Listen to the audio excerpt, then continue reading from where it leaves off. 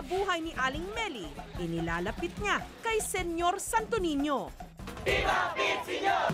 Inaalat daw sa buhay noon si Aling Meli. Dating tindera siya ng daing. Pagkatapos ko sa high school, nagpunta ako dito sa Cebu. Mayroon akong boss, nagtinda ng daing doon. Ako nagtrabaho. Dito ako nagtinda ng daing. Tapos nakatira kami dito sa taas. Dati rin daw siyang nagpapautang, pero natuyuan na raw siya sa mga hindi nagbabayad.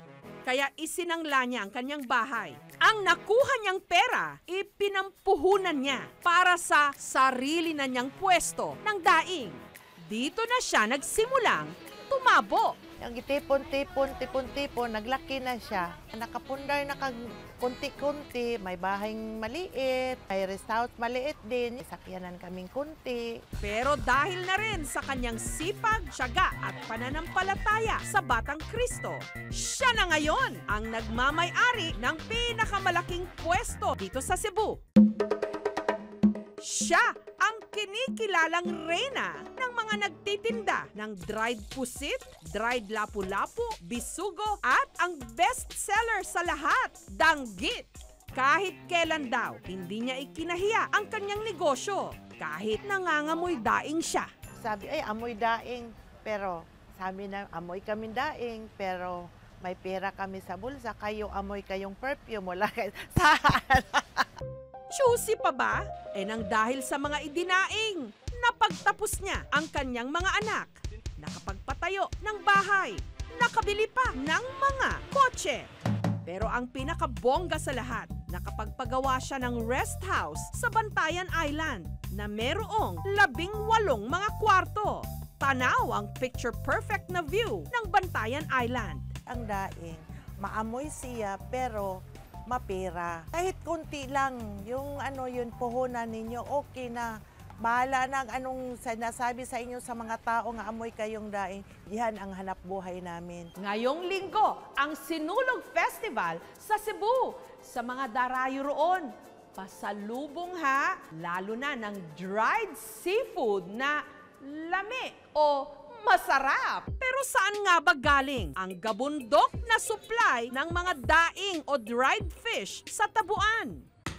Dito sa Barangay Butigues sa Bantayan Island. Ang mangingisdang si Giovanni, dahil ginagabayan daw siya ng kanyang bantay na si Santo Niño, kampante siyang hindi uuwi na asin ang ihahain sa kanyang pamilya. Maunang ako siya butang diri sa akong pambot. Unang yun siya nakatabang sa akong mga gikinahanglan matag adlaw. Malawak man ang karagatan, alam ni Giovanni ang kanyang patutunguhan. Paghagis ng lambat, binulabog ni Giovanni ang karagatan gamit ang kawayan. Matapos ang ilang minuto, danggit kabay!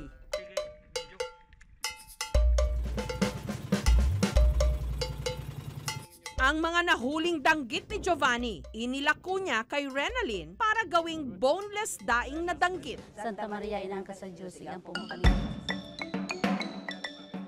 Tinatanggal ang buto at laman loob ng isda. Dahil walang supply ng tubig sa isla, tubig dagat ang ipinanghuhugas nila sa mga ito. Kumain na natin gilimpyuhan ha, ato na ini siya ibuwad sa cupping.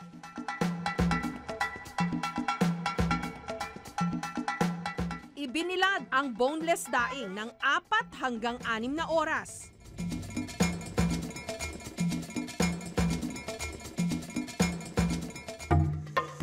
Nung natuyo na, ready to deliver.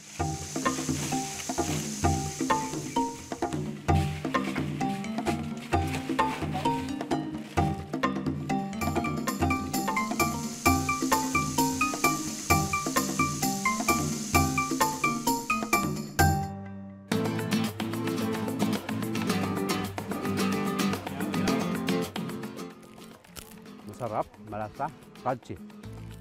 Fresh na fresh pa po ito. Hindi masyadong maalat. Dahil sa kanilang negosyo, nakapagtayo na sina Renalyn ng bahay. Meron na rin silang 30 mga bangka. Tungod sa among negosyo, magpasalamat ako ka Senior Santo Niño, nga dako siya kaayong natabang sa amon, labi na sa akon mga anak, nga natapos na sa iya pag-eskwela. Sa kabilang sitio naman ng Butigues Island, ang mga idinadaing ng mga kababaihan, tinatawag nilang tapa at tocino, gawa sa tinik at laman ng isdang filefish o mas kilala sa tawag na saguksok. Ang sagokso para puffer fish. Ang sagokso nag-scars na kasi. Ang pagdadaing, oras din para sa chikahan. Si Divina, inaalat daw ang love life kaya itinuon na lang ang oras sa pagdidibone kasama ang mga kapitbahay. Kasi wala akong asawa. Dito ako nagtrabaho para makapira rin ako. Si Doriza naman, hindi raw puso ang nasugatan, kundi ang kanyang mga daliri sa kamay. Kahit nasusugatan na, sige pa rin kasi para rin sa mga anak. Kumpara sa ordinaryong daing, manamis-namis ang lasa ng tapa at tocino. Kailangan, dikit-dikit talaga siya para pag niluluto, hindi siya mahiwalay sa ibang buto.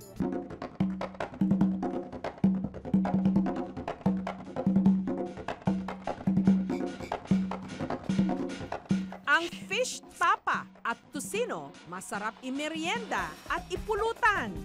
Safe naman siya kasi hindi naman tayo matitinik kasi ginunguya natin yan ng mabuti. Malambot siya ba? Yung fish tapa, masarap siya, malambot at saka matamis. Ang isa naman sa mga binabalik-balikan dito sa Larshan sa Cebu City,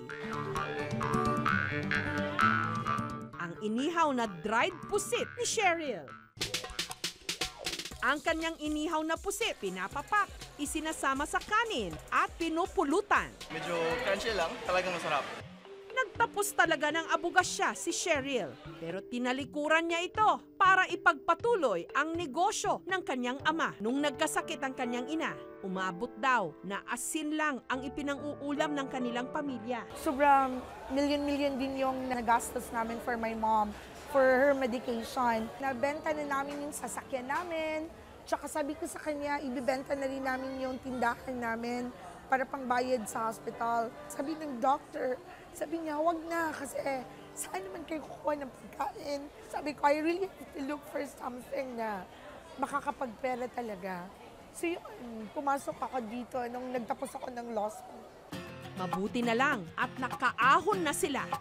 May mga dried squid tayo dito. Gusto ko lang talagang to become a human rights advocate. I'm planning to take the bar. Stable na din yung business at saka hindi lang barbecue. Ito yung isang pamamaraan natin para ma-preserba yung mga pagkain natin. Dahil hindi naman alam ng ordinaryong Filipino kailan uli sila makakahuli ng maraming isda para makain nila. Ang daing ay mayaman sa protina. Ngunit kung ginamitan nito ng maraming asin at preservatives, maaari pa rin itong magdulot ng pagtaas ng kolesterol, pagkakaroon ng epekto sa ating kidney. Minsan, inaalat talaga tayo sa buhay. Pero sa sipag, tiyaga at pananampalataya, babaha ang matatamis at tumpok-tumpok na biyaya. Mga kapuso, kung nagustuhan niyo po ang videong ito, subscribe na sa GMA Public Affairs YouTube channel and don't forget to hit the bell button for our latest updates.